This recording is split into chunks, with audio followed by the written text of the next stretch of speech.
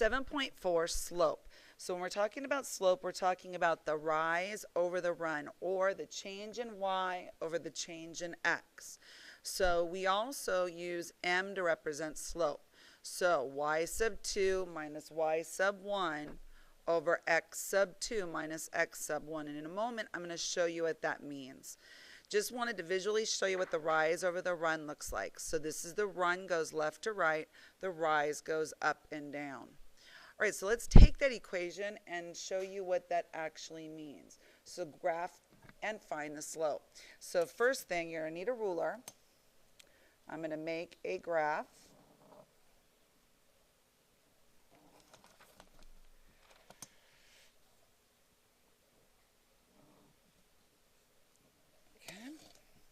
And now let's go ahead and just graph those points before we do anything else. So negative 2, 3, negative 2 to the left 2 and up 1, 2, 3, 3 and 5. So that means to the right positive 1, 2, 3, up 1, 2, 3, 4, 5.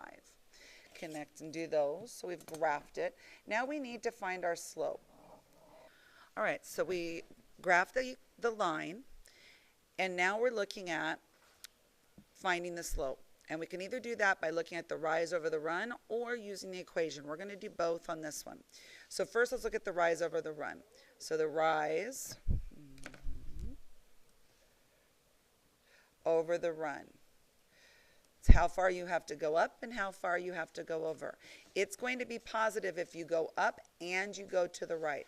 So we went up 2 and we went to the right 1, 2, 3, 4, 5 places. So the rise was 2, over the run was 5. So that was our slope. Let's see how that equation works. So the equation is y sub 2 minus y sub 1 over x sub 2 minus x sub 1. Now, what that just means is you have x's and y's here, and you actually have 2 x's and 2 y's. So what I do is I label them. This is an x and a y, this is an x and a y. I usually make this the 1 and this the 2. All right, so now that we know what our 1 is and our 2, we just substitute it into the equation. So we're looking for y2. y2, it says right here, is 5, minus y1 is 3, over x2, which is 3, minus x1, which is negative 2. All right, so now let's do that math. 5 minus 3 is 2. Remember, when you have a minus, it's the same thing as a plus. So 3 plus 2 is 5, which is exactly what we got up here. All right, let's try another one. It says graph and find the slope. So again, we're going to graph it. And we have 2 ways of finding the slope. I'm going to practice the one that's just looking at it. So now when we're looking at it, 0, negative 3. I don't go left or right, I go down. Negative 3, positive 2, puts me there.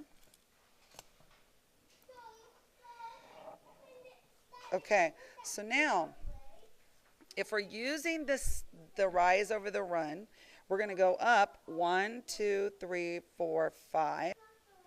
All right, so the rise is 5, and we actually are going left, which if we're going left means it's negative because we're going into the negative side. Okay, so we're going back 3 spots, 1, 2, 3 on a negative. So rise over run, we're looking at 5 and negative 3. You don't have to draw it, just find the slope. We have 2 equations to do.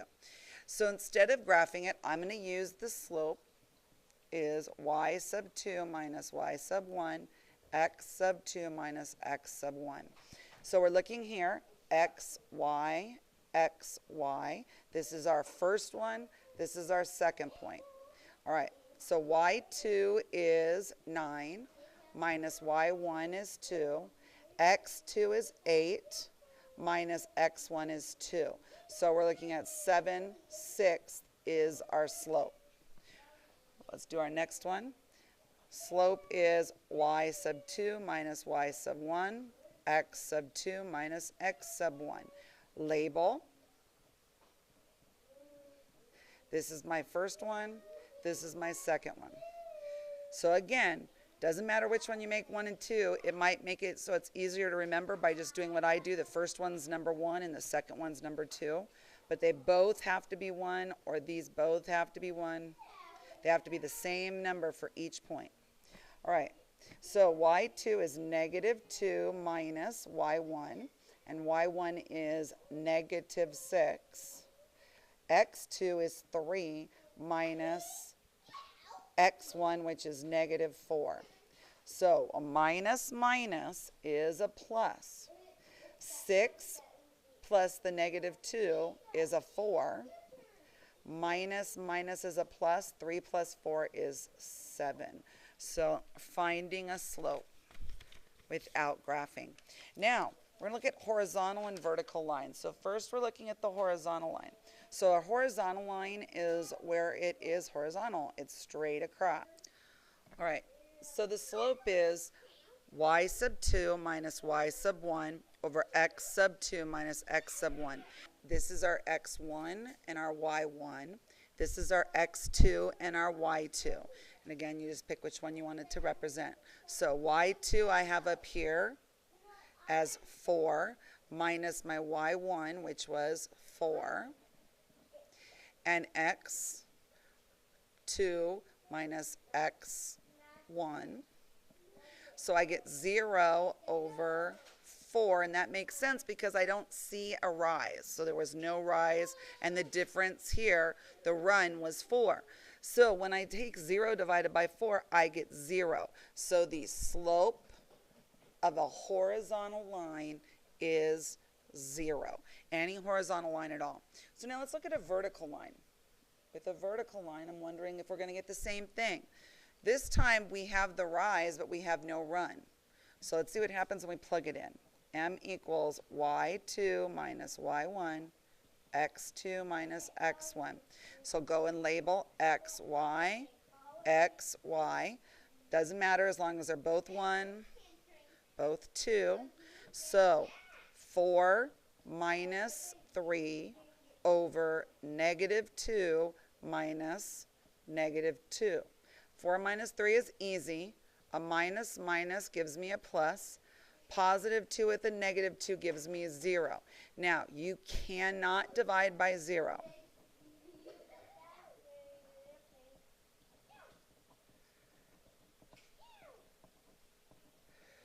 So you write when it asks you for the slope of a vertical line, you're going to write no slope. It's not 0, it's no slope.